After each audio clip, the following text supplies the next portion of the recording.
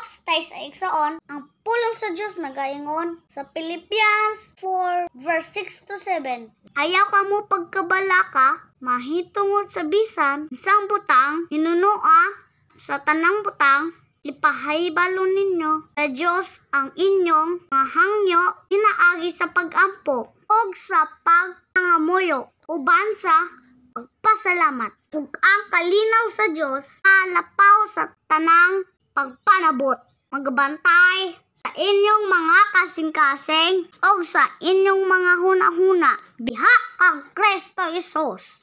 Ang pulong sa Diyos nagaingon nga dili magkaguol o magkabalaka sa bisan unsang butang, apan hinunoa isalig sa Diyos ang tanan o pag-ampo nga adunay pagtuo maigsoon. Prayer is how we communicate with God. Og siya kanunay nagapaminaw sa tanang butang nga atong pahibalo kaniya. Humani ana ang imong kasing-kasing ug huna-huna mapuno sa kalinaw. Ug dili na kini katarog pa sa bisan unsang pagsulay.